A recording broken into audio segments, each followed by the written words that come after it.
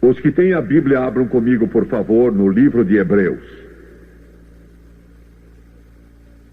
Eu vou ler no capítulo 3, Hebreus capítulo 3, versículos 7 e 8, pelo que, como diz o Espírito Santo, não existe autoridade maior que esta. Hoje, se ouvirdes a sua voz, e essas palavras estão sendo ditas aos telespectadores, bem como aos que estão aqui em Pittsburgh, ouça com atenção: não endureçais os corações, como na provocação no dia da tentação no deserto, onde vossos pais me tentaram e viram minhas obras por 40 anos, e eu vou ler o versículo 10 também. Por isso me indignei contra essa geração e disse: estes sempre erram em seu coração e não conhecem os meus caminhos. Desejo falar-lhes hoje a respeito do tema o coração endurecido. Vou dizer algumas coisas desta mensagem que vão ser bem fortes. Alguns não vão gostar do que vou dizer, não vão concordar, mas esse problema não é meu, é seu. Estou aqui para dizer o que eu creio que Deus me ordena. Há algum tempo a nação de Israel convidou nossa organização a ir ao Líbano e visitar as cidades de Tiro e Sidom e Beirute. O que fizemos? É difícil dizer o que sentimos e, naturalmente, quando os telespectadores virem isto, já se terá passado um bom tempo. Realmente não lhes posso contar como senti quando eu estava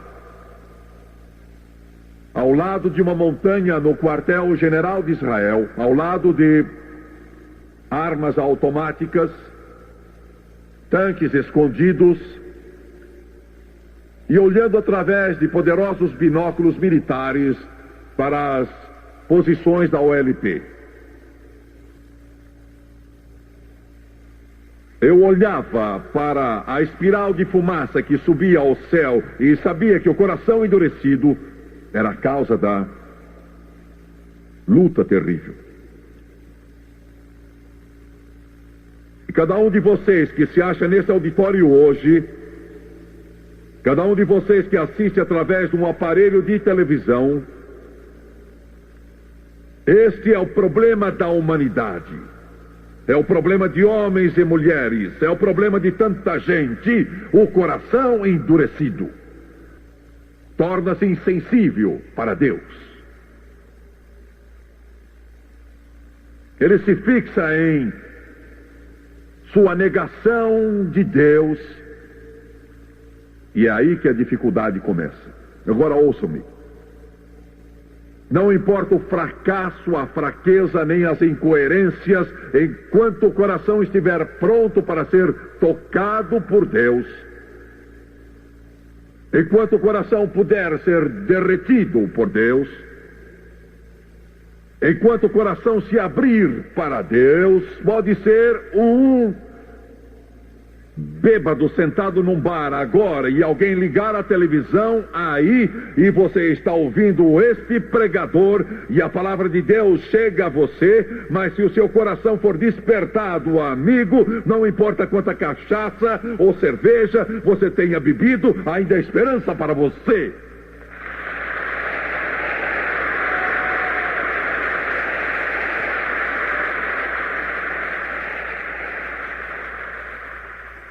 A Escritura é muito clara quanto a isso. No livro de Hebreus, que eu li agora há pouco, o versículo 13 do 3º capítulo diz: exortai-vos mutuamente cada dia. No tempo que se chama hoje, mas ouçam agora, isso não se refere a libertinos. Não está falando ao garçom de bar, ao traficante, à prostituta, ao profano, ao ímpio, ao vulgar, ao obsceno. Está falando ao crente, ao Filho de Deus. Exortai-vos mutuamente cada dia no tempo que se chama hoje, para que nenhum de vós se endureça pelo engano do pecado. O pecado é enganador, Satanás é o mestre do engano. Ele é que mais sabe a respeito do engano que qualquer outro. Mas o que é engano? Engano é pensar que uma coisa é de um modo quando de fato é de outro. Quando todas as aparências dão ideia que é uma certa coisa, mas não é aquilo, aí você foi enganado. O pecado é assim. Quantos milhões há nos Estados Unidos da América que estão mexendo com drogas? Estão brincando com heroína, estão brincando com maconha, brincando com cocaína, brincando com pílulas, estão brincando com drogas que vão arruinar e destruir suas mentes. Por que fazem isto?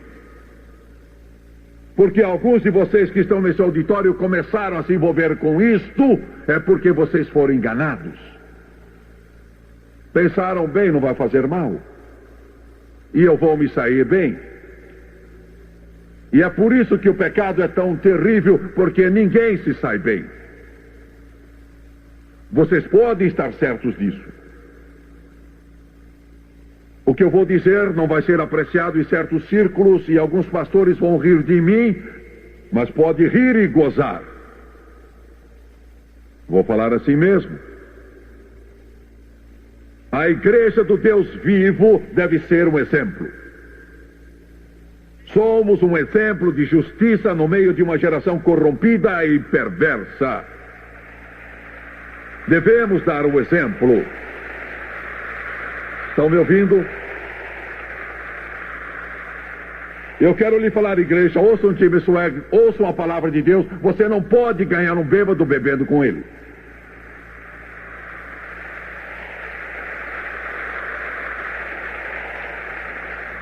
Você não vai ganhar o jogador jogando com ele. Você não pode ganhar seu par de dança lá na festa mundana ou nesses inferninhos, gingando ao som da música com ela, dançando com ela. Você não vai ganhá-la sim. Não me importa quanto você fala em línguas, quantas visões você tenha tido ou quantos sonhos você tenha tido. Não importa a igreja que você pertence, não pode. Mas o que pode fazer então? Porque, como filho de Deus, você se acha entre dois fogos. Está nesse mundo, mas você não é mais dele. E em todo lugar e em tudo você aparece muito. Você pode beber o seu vinho às refeições e achar que isso não tem importância, mas está dando mau exemplo. É sempre apanhado entre dois fogos e no fim das contas acaba não estando onde Deus quer que esteja, nem onde o próprio mundo quer que esteja. Você está no meio. O único modo de você ter paz de Deus, que ultrapassa todo entendimento, é tomar posição aberta com o Senhor Jesus Cristo. E chegar ao ponto em que Jesus se torne o Senhor Supremo da sua vida. Mas você pode chegar ao ponto como crente, e é disso que o escritor aos Hebreus está falando. E que você participa dessas coisas e então diz, eu não acho que isso me prejudica, pois sinto a presença de Deus, eu vou à igreja, não sou diferente do que era, mas você é. É mesmo. E ele usa o termo sois enganados. O engano do pecado. Você é enganado, não estou falando do dono do bar ou do viciado, estou falando do crente, você é enganado. Você pensa que nada mudou.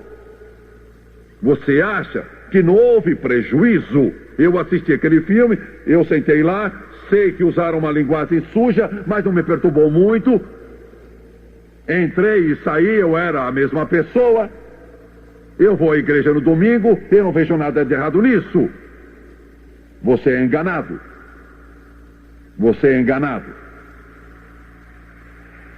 É difícil, porque alguns de vocês gostam do cinema, eu sei disso.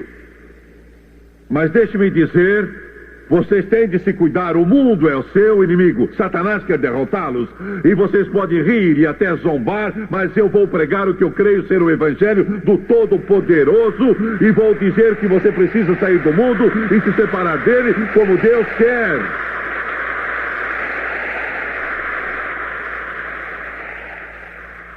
Senhoras, por favor. Eu disse que ia falar algumas coisas que iriam perturbar vocês. Você é crente, haja com decência. Vista-se com decência. Por favor. Você é filha de Deus. Jogue fora os shorts, senhora. Seu corpo é o templo do Espírito Santo. Você é filha do rei. A Bíblia fala em traje decente. Sim. É o que ela diz. As mulheres se ataviem com modéstia e decência. Não faz diferença que o mundo tenha enlouquecido no pecado ao ponto de o padrão ter sido rebaixado, mas eu quero que você me ouça um pouco. 25 anos atrás, há 25 anos, você não teria ouvido linguagem suja na televisão. Ela era cortada pela censura. Há 25 anos, eles não teriam permitido muitas cenas libidinosas que são passadas hoje em dia. Mas o que está acontecendo é, pouco a pouco, os padrões do mundo se rebaixam. E sabem por que se rebaixam? Sabe quem firma os padrões do mundo? Sabe quem os firma? Eu garanto que não é Hollywood, meu amigo. Quem é? Não é o centro de modas em Madison Avenue, em Nova York. Mas então quem estabelece? É a Igreja do Deus Vivo. A Igreja do Deus Vivo. Não importa se você é batista, você é católico, metodista, pentecostal, presbiteriano, você firma o padrão. Será mesmo? Pois bem, quando o mundo abaixa o seu padrão, e abaixa, é porque as igrejas abaixam o seu. Então, o que está acontecendo na televisão é que toda sujeira e obscenidade e corrupção que você pode imaginar aparece. Eu escutei no noticiário alguns dias atrás que numa das novelas mais populares na América, aliás, como o povo gosta de novelas, pois naquela novela resolveram esquecer de qualquer restrição e mostrar tudo e usar toda a linguagem obscena. Senhora, quando olhar no espelho, quando se vestir, você precisa se lembrar que você é o templo do Espírito Santo. E vestir-se de modo que os homens olhem para você e se lembrem que você é o templo do Espírito Santo. Oh, Senhor, eu não pretendia dizer tudo isso.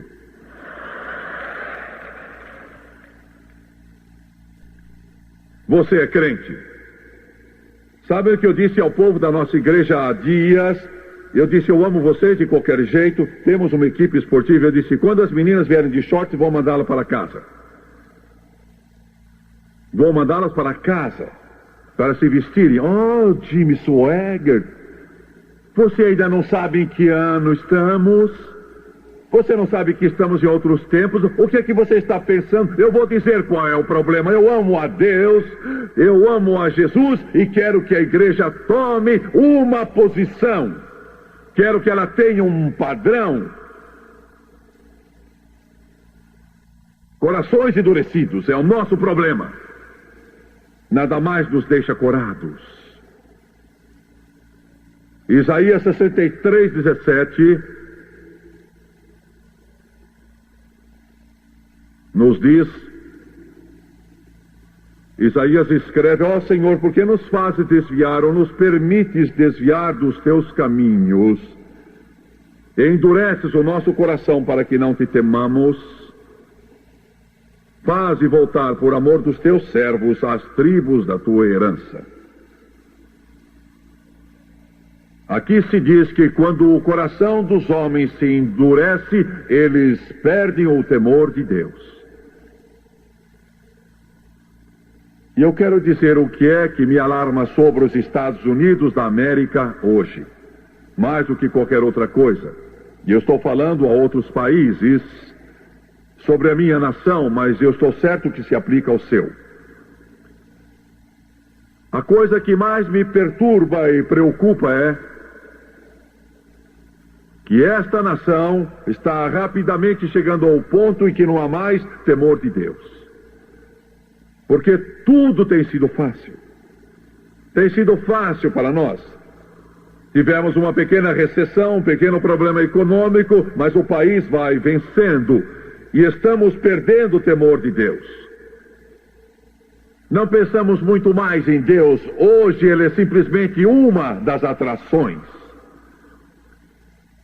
Houve um tempo em que clamávamos a Ele. Hoje não é assim. Faz algum tempo eu ouvi uma música evangélica que vinha de uma sala num hotel. Eu conheci o hino e quando eu ouvi, eu reconheci, eu vinha vindo de um culto no sábado à noite como hoje. Eu passei por um dos corredores do hotel e ouvi a música, abri a porta e fiquei chocado com o que eu vi, porque eles estavam dançando ali no salão e a orquestra tocava ao teu lado, eu quero andar. E eles estavam dançando e os copos de bebida estavam sobre as mesas e a fumaça era tanta que podia ser cortada. Nós damos de ombro porque você liga a sua televisão para um programa chamado Ouro Puro e as senhoras, se é que se podem ser chamadas assim, aparecem seminuas e metade do tempo cantam música evangélica. Deus nos ajude. Deus nos ajude. Acabou o temor de Deus. Ele não existe mais. E numa igreja há pouco tempo na Califórnia, um homem e uma mulher dançaram pelo corredor da igreja no ritmo de um conjunto de rock. E eu não estou falando de uma seita qualquer, estou falando de uma das maiores denominações aqui nos Estados Unidos. Sem temor de Deus.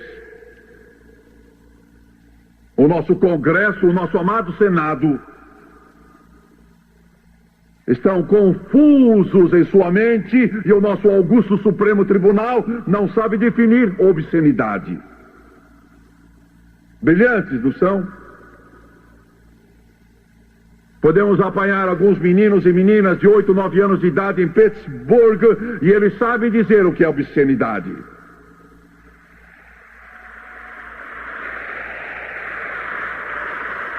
E agora, a luta hoje é para legalizar o homicídio.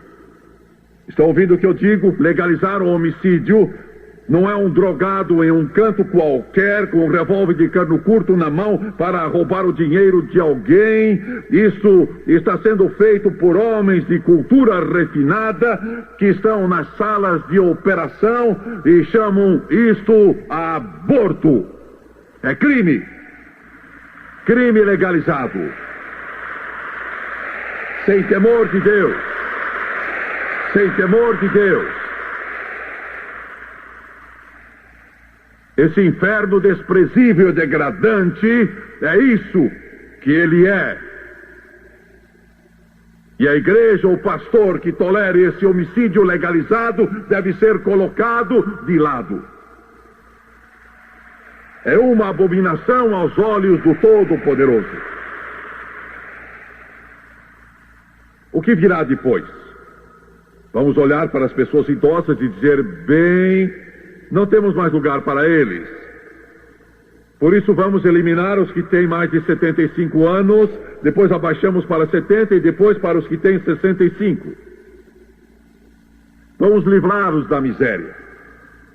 Este é o mundo que nossos adolescentes enfrentam. Este é o mundo que eles estão enfrentando.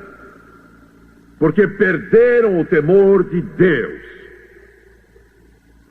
Numa cidade da Alemanha, eu li sobre isso diversas vezes, num parque da cidade estão arrancando toda a roupa. Toda a roupa mesmo. Aqui, ao menos, eles deixaram uma pequena tirinha de pano.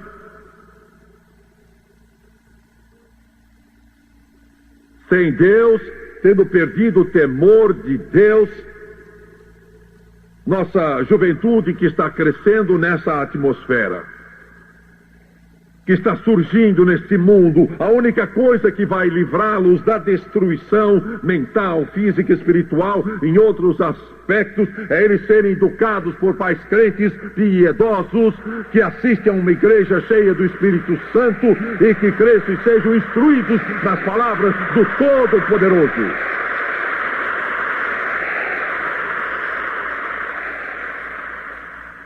Sem o temor de Deus. Marcos 3:5. Capítulo 3 de Marcos, versículo 5. Olhando Jesus em redor para eles com indignação, condoeu-se da dureza dos seus corações. Dirigindo-se para o homem, disse ele: estende a tua mão. Ele a estendeu e a sua mão lhe foi restabelecida como a outra. Ele se condoeu da dureza dos seus corações. O que eu vou dizer agora é uma coisa que precisa demais ser dita. Mas ninguém quer assumir a responsabilidade de dizer.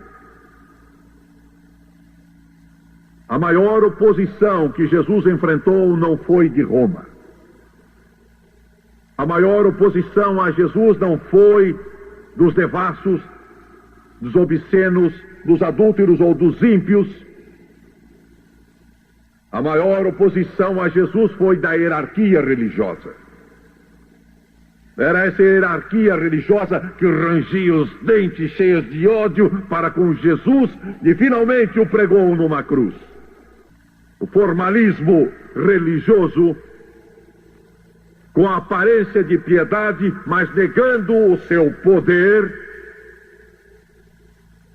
é uma das causas do endurecimento dos corações. Deus me ajude a tornar isso claro. Quero dizer uma coisa e prestem bastante atenção. De todas as igrejas dos Estados Unidos, isso pode ser dito de qualquer outro país do mundo a respeito dos cristãos. Sejam protestantes ou católicos, os judeus não são cristãos, mas vou incluir os judeus. Eu não acredito que 1 em cada 100 membros de igrejas são realmente nascidos de novo. Conhecem Cristo realmente.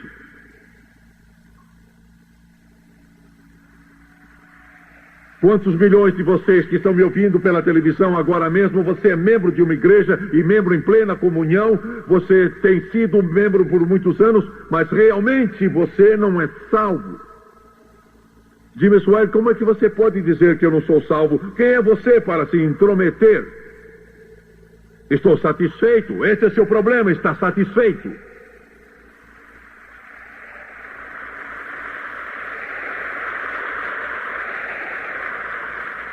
Quantos milhões? Você é membro de uma igreja batista, você é membro de uma igreja metodista, membro da igreja católica, é membro de uma igreja presbiteriana ou outra qualquer, e pode ser até que você seja membro de uma igreja pentecostal. Mas você nunca nasceu de novo pelo sangue do Senhor Jesus Cristo.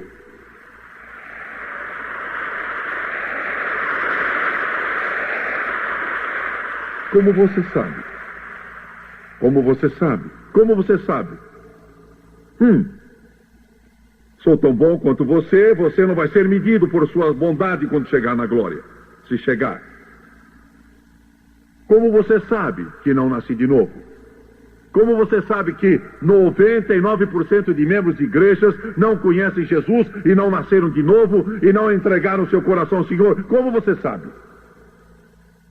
Pois eu vou dizer, porque sei, eu creio que quando alguém aceita Cristo, não importa se isso se dá numa pequena igreja ou numa catedral, não importa se o pastor aparece todo paramentado no púlpito, ou se ele vem com um terno comum ou em manga de camisa, Não importa se acontece numa esquina, ou numa loja, ou numa casa, não importa onde seja, quando alguém aceita a Cristo, a vida dessa pessoa vai ser mudada. Eu creio nisso. Eu creio nisso.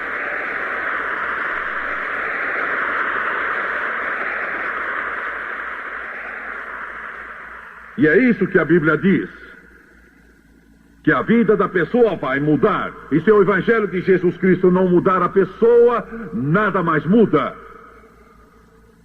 Se você pudesse tirar todos os membros de igreja de todos os centros de diversões, todos os cinemas, de todos os lugares, a maior parte teria fechado.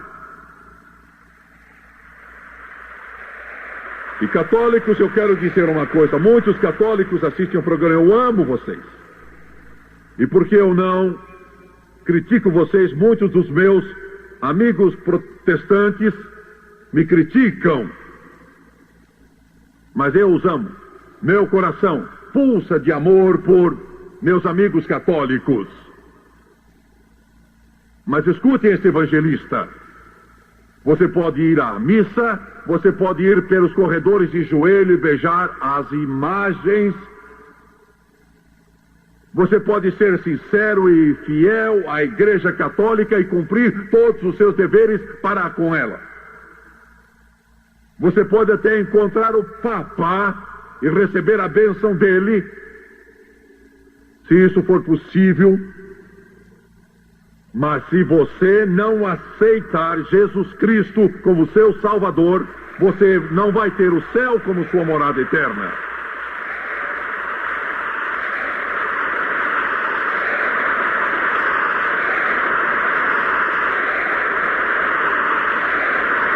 E eu lhe digo isso porque eu amo você. Eu lhe digo isso porque eu amo você. E eu lhe digo isso porque meu coração chora. Um dia você estará diante de Deus. E não é o fato de você ter sido membro de certa paróquia, de ter tido o padre fulano como seu pároco, ou ter tido o pastor fulano de tal como seu pastor, ou de ter pertencido a certa igreja e ter sido religioso. Não é isso. Mas bêbados, prostitutas, pervertidos de todo tipo vão entrar no reino do céu na sua frente, porque foram lavados e purificados no sangue de Jesus Cristo.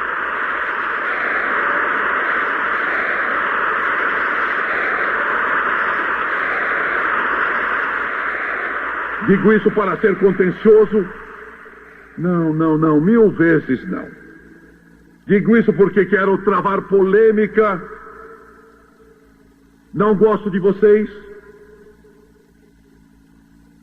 Não, eu amo todos vocês. Vou dizer quem é que não gosta de vocês. Vou dizer quem é venenoso para vocês e tem ódio de vocês. É o homem que fica atrás de um púlpito, comenta as notícias dos jornais no domingo de manhã e nunca abre as páginas deste livro. Ele diz que Deus não age hoje como nos tempos passados e que Jesus Cristo talvez fosse filho de Deus, talvez não fosse filho de Deus, e que talvez não tenha nascido da Virgem Maria, e que o tempo de milagres já passou. Esse homem é um lobo vestido de ovelha. É um cego guiando outro cego e os dois vão cair no abismo. Deus nos ajude. Eu nunca fui tão duro em minha vida.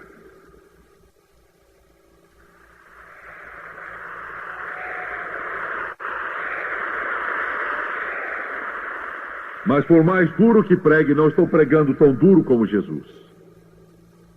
Ele olhava para eles e dizia: vocês são serpentes. Isso é duro.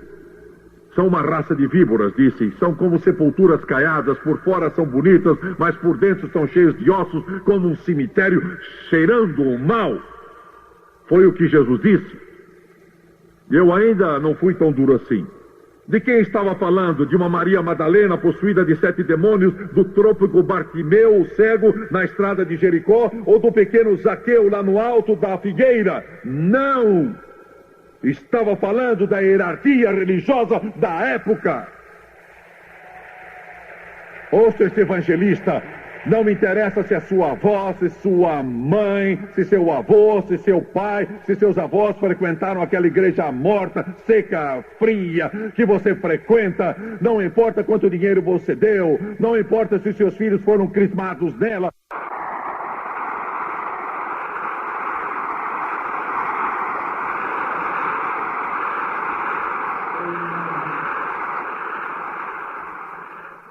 Sua alma está em jogo. Sua alma está em jogo. Não estou falando de você tomar chá. Não estou falando de um clube social qualquer. Estou falando da sua alma. Sua alma. Essa igreja não vai lhe valer quando estiver perante Deus. Você poderá dizer: eu fui fiel à minha igreja. Eu era diretor da dança todo sábado à noite no salão da igreja. Eu nunca perdi um sábado. Quero que lembres disso, Senhor. Eu tomava comunhão. Não importa. Não importa se você tenha comido a videira.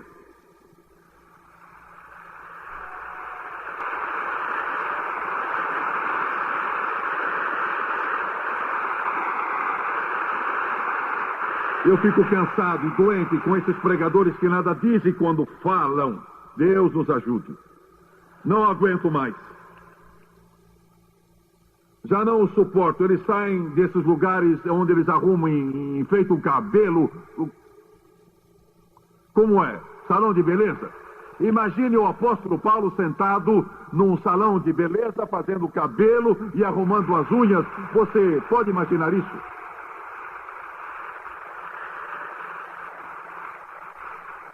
Pregadores, Deus nos ajude. Faço ideia de como há de ser a roupa de baixo.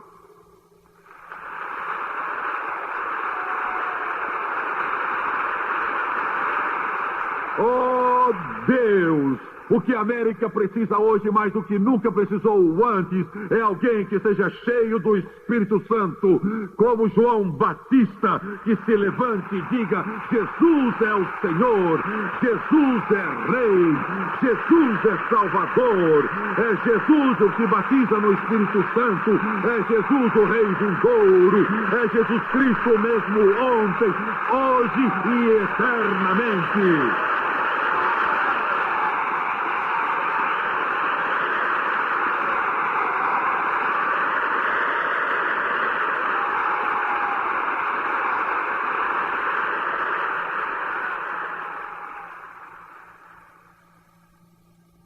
Pois bem, batistas, metodistas, falei de vocês. Agora respirem aliviados os que ainda estiverem comigo.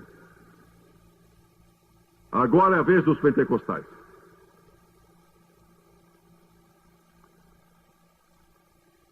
Marcos 6:52.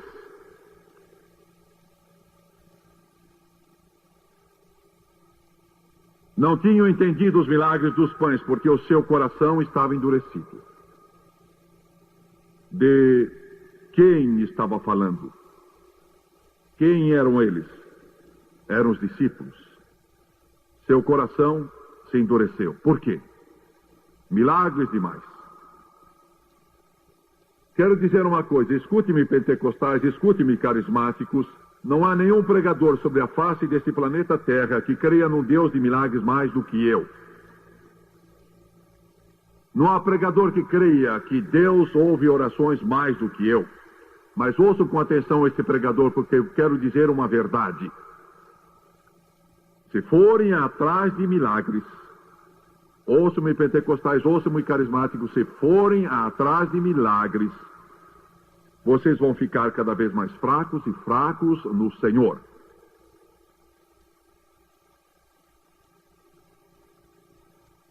Você não acredita em milagres? Oh, sim, mas o que eu estou tentando dizer é que se você der a uma criança só sobremesa, essa criança vai ficar doente devido à desnutrição e vai morrer. O crente que está correndo de lá para cá, procurando alguma manifestação especial e sobrenatural produzido pelo poder da mente, e está com problemas. Pois bem, vou lhe dizer uma coisa agora. Isso não soa muito bem, eu sei. É difícil de dizer, vocês talvez fiquem confusos e não vão entender. A Bíblia diz que Deus mostrou a Israel seus feitos, mas mostrou a Moisés os seus caminhos. Duas coisas diferentes. Eles viram os milagres, o poder, a montanha tremeu, eles viram os poderosos feitos de Deus, e cada um deles, com exceção de Josué e Caleb, perderam sua alma. Moisés viu seus caminhos.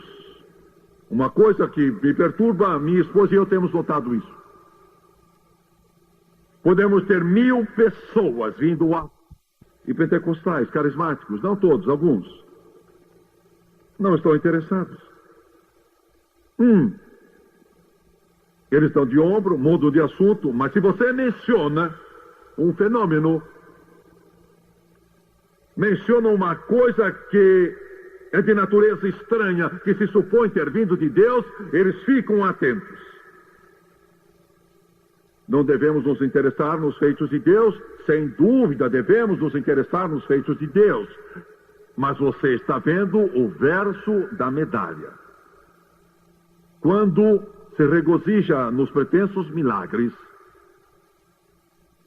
e não tem interesse na salvação das almas, porque ouçam-me, é uma coisa maravilhosa, um cego recobrar a visão. Ontem à noite um homem veio e disse: Jimmy Swaggart, ele tinha câncer e agora Deus me curou.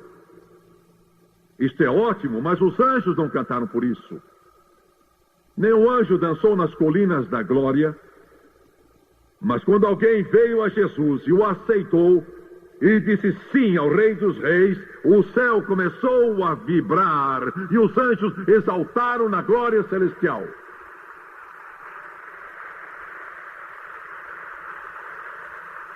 Marcos 16, versículo 14. Por último apareceu Jesus aos 11 que estavam à mesa e censurou-lhes a incredulidade e dureza de coração, porque não deram crédito aos que o tinham visto já ressuscitado, descrendo da palavra de Deus. Algo aconteceu quando eu era criança, que nunca esquecerei. Aconteceu ao meu pai, mas mudou nossa família. Mudou meu coração, minha vida. Eu só tinha 5 anos, era 1940. Mas esse dia, meu pai, minha mãe resolveram entregar o coração e a vida a Jesus Cristo. Esse foi o maior dia da nossa vida. Mudou-me no tempo e na eternidade. E naquela noite em que meu pai se sentiu tocado, fugindo de Deus, e Deus já vinha falando ao seu coração, afinal ele disse sim a Jesus. Sentado naquela pequena igreja estava outro homem, que também foi tocado. Tanto meu pai como ele eram homens de negócio. E Deus tocou esse homem até ele tremer. Não vou dizer-lhes o seu nome. Quando meu pai aceitou a Cristo, levantou-se do altar, mudado no tempo e na eternidade.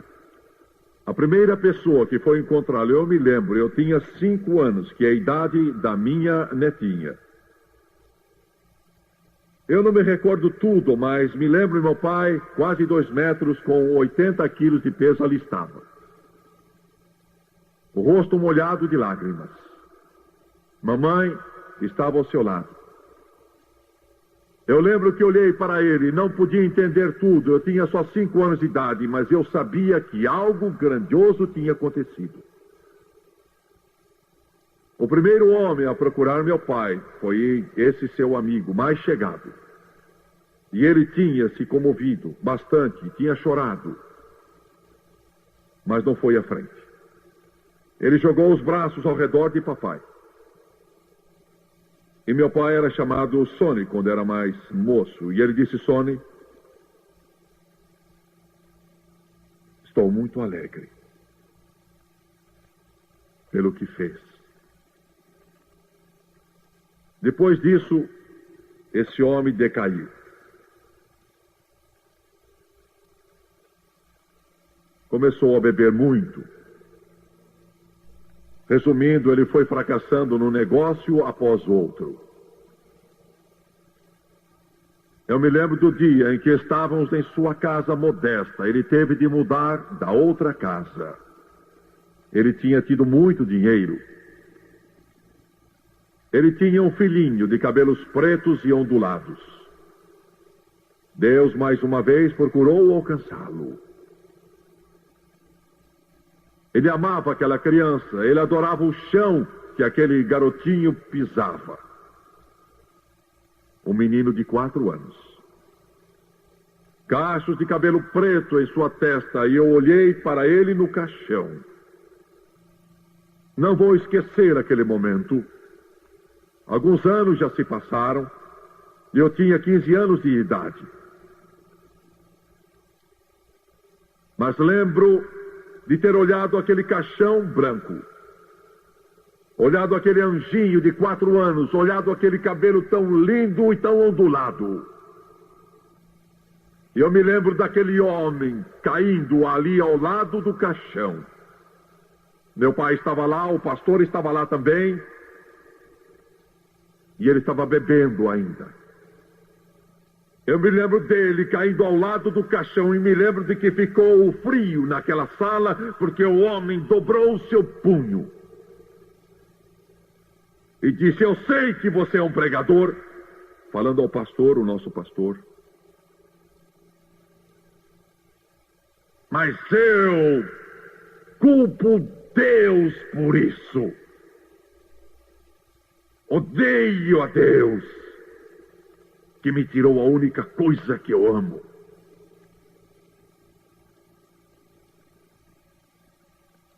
Ele perdeu o juízo depois disso. Quando morreu, meu pai esteve no enterro, eu não estive, mas ele me disse que a esposa e os filhos subiram na sepultura e cuspiram nela. E a esposa disse: foi bom que ele morreu. Há alguns anos eu voltei à minha cidade. Parei num posto de gasolina. Paguei pela gasolina e estava pronto para voltar ao carro quando um senhor se dirigiu a mim e disse: você não me conhece? Eu disse: não. Ele me deu o seu nome. Era filho daquele homem. Eu disse: como vai passando? Ele baixou a cabeça e disse: olhe, não muito bem. Acabo de sair da prisão. Ninguém me dá emprego. Eu voltei para o meu carro e nunca mais esqueci isso. Eu pensei naquela noite, 1940, numa pequena igreja para a qual ninguém daria atenção ao passar por ela.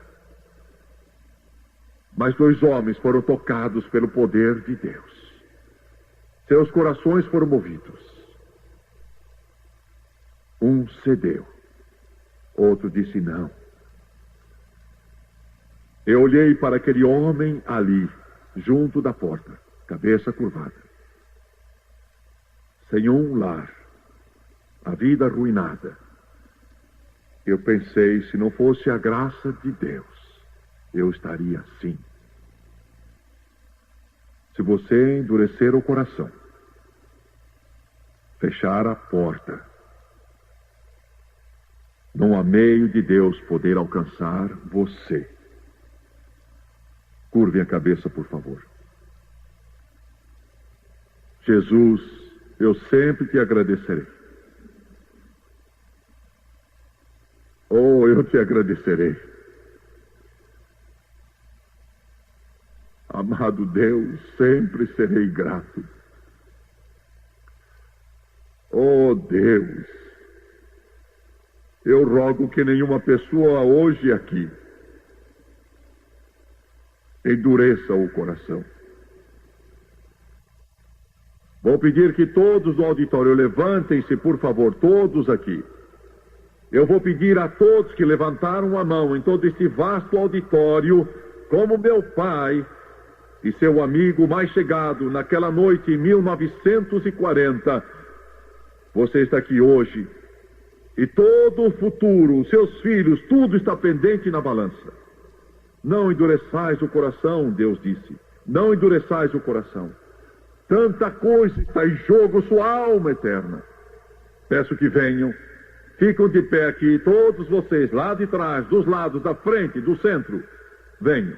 Enquanto cantam, maridos tragam a esposa, que não é salva. Esposas tragam o marido não crente. Pais tragam os filhos não crentes. Venham com eles. Filhos tragam os pais não salvos. Venham aqui com eles. Ponham a mão no ombro desse vizinho que está sem Jesus e tragam-no aqui enquanto eles estão cantando.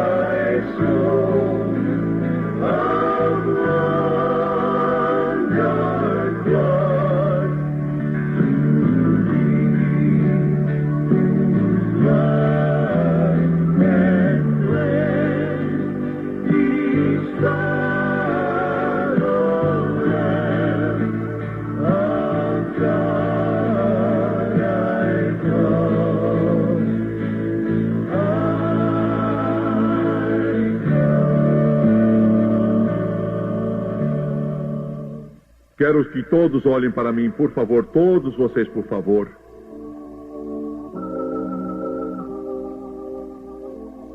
Deus disse que, seja você quem for, qualquer que seja o seu passado ou seu presente hoje, se seus pecados forem como a escarlata, eles ficarão brancos como a neve. Ainda que sejam como o carmesim, ficarão brancos como a lã. Ele disse: vinde a mim todos, não faz diferença quem vocês sejam, todos os cansados e sobrecarregados, eu vos darei descanso. A coisa maior que eu poderia lhes dizer, telespectadores e vocês que estão aqui às centenas, é esta palavra que eu vou dizer agora, e é a seguinte: seja você quem for, Deus ama você. Filho, qual é o seu nome? O que foi que ele disse? Davi Hiller. Ouça-me com atenção, Davi. Ouça-me bem. Daqui a alguns minutos, se você crer em Deus, isso se aplica a todos que estão aqui, aplica os seus telespectadores também. Daqui a alguns instantes, Jesus Cristo vai voltar-se para Deus o Pai e para os santos anjos e dizer: Pai, Davi Hiller foi salvo agora. Aleluia!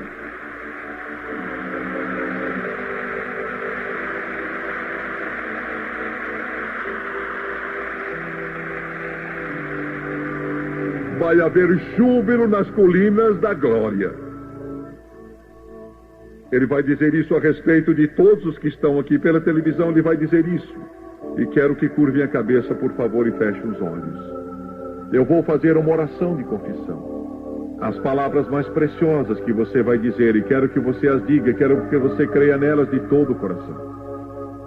Dizer palavras não salva. Se você crer nelas, será salvo. Agora vamos orar. Amado Pai Celestial,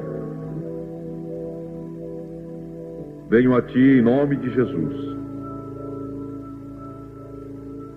Arrependo-me dos meus pecados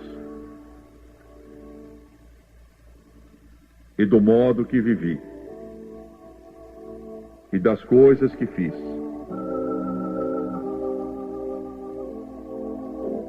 Quero seguir o Teu caminho.